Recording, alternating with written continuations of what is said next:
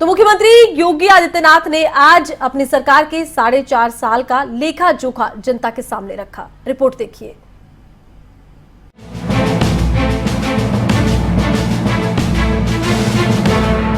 UP में योगी आदित्यनाथ सरकार के 4.5 साल का कार्यकाल पूरा हो चुका है। 4.5 साल के कार्यकाल को लेकर मुख्यमंत्री योगी आदित्यनाथ ने एक प्रेस कॉन्फ्रेंस की है।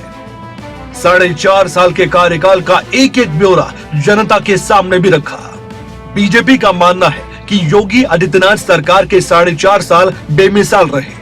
उत्तर प्रदेश के मुख्यमंत्री योगी आदित्यनाथ ने सरकार की उपलब्धियों को गिनवाया और देश के प्रधानमंत्री नरेंद्र मोदी का धन्यवाद किया। मुख्यमंत्री योगी ने कहा कि हमने 42 लाख लोगों को आवास उपलब्ध करवाए हैं। लोगों के मन में शासन के प्रति विश्वास को जताना ही नए उत्तर प्रदेश की खासियत है। साथ ही ये भी कहा गया कि प्रदेश की जनता का वो धन्यवाद करते हैं।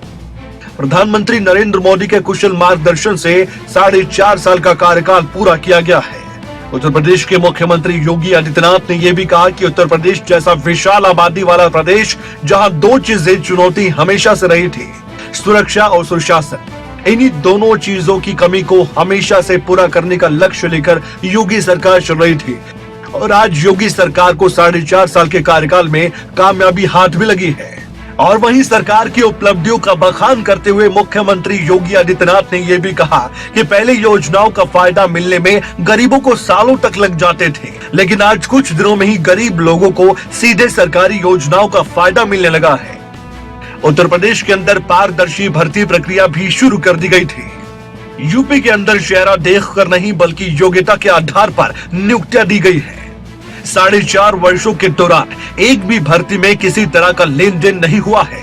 यही तो वजह है कि किसी भी भर्ती प्रक्रिया पर कोर्ट ने स्थगन का आदेश नहीं दिया। 4.5 साल के कार्यकाल में नौजवानों को नौकरियां दी गई है। सरकार की संवेदना हर एक स्तर पर देखने को मिलती है। डीबीटी के माध्यम से पिछले 4.5 वर्ष के अंदर हमारी सरकार ने 5 लाख करोड़ रुपए से अधिक की धनराशि प्रदेश के नौजवानों के पास, प्रदेश के गरीबों के पास, प्रदेश के महिलाओं के पास, प्रदेश के किसानों के पास देने का कार्य किया। प्रदेश के अंदर पारदर्शी भर्ती की प्रक्रिया को आगे बढ़ाया। 4.5 लाख नौजवानों को प्रदेश के अंदर सरकारी नौकरी दी गई। किसी भी नौकरी में किसी प्रकार का कोई भेदभाव नहीं।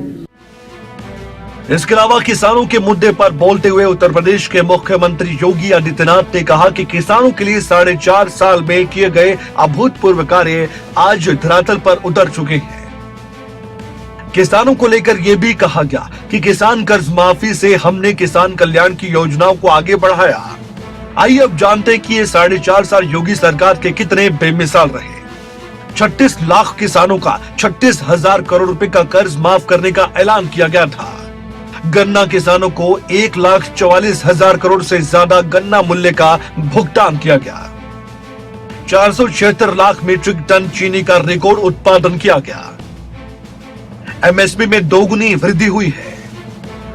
435 लाख मीट्रिक टन खाद्यान्न की सरकारी खरीद की गई थी। किसानों को 79,000 करोड़ रुपए का भुगतान किया गया। प्रधानमंत्री किसान सम्मान निधि योजना का भी किसानों को फायदा यूपी में मिला। 2.5 करोड़ किसानों को 37,388 करोड़ हस्तांतरित किए गए। प्रधानमंत्री फसल बीमा योजना में किसानों को 2,376 करोड़ रुपए की नुकसान की भरपाई की गई। और वहीं मुख्यमंत्री योगी आदित्यनाथ ने विपक्ष पर भी निशाना साधते हुए कहा कि यूपी में कानून व्यवस्था ऐसी थी कि निवेश नहीं था और इज ऑफ डूइंग बिजनेस के मामले में प्रदेश का 14वां स्थान था। लेकिन योगी सरकार ने कानून व्यवस्था में सुधार करते हुए यूपी में पहले इन्वेस्टर समिट का आयोजन किया था और जिसके सकारात्मक परिणाम भी देखने को मिले थे। प्रदेश के अंदर सुशासन की क्या स्थिति थी? मुख्यमंत्री बनते थे, अपने स्वयं के आवास बनाने के लिए उनमें होड़ लगती थी, सरकारी बंगले गिराए जाते थे। स्वयं के मकान बनाने के लिए और अपने लिए हवेली, बड़ी बड़ी हवेली बनाने के लिए उनमें एक प्रतिस्पर्धा चलती थी।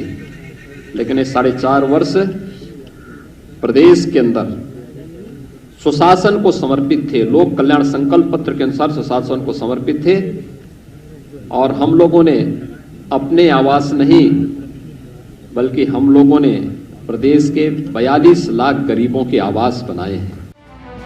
यूपी में अगले साल होने वाले विधानसभा चुनाव के लिए सभी पार्टियों ने कमर कस ली है, लेकिन सबकी निगाहें बीजेपी पर भी टिकी हुई है। बीजेपी के दावे बड़े हैं, चुनाव में उतरने के लिए पहले से तैयारी भी की जा चुकी है।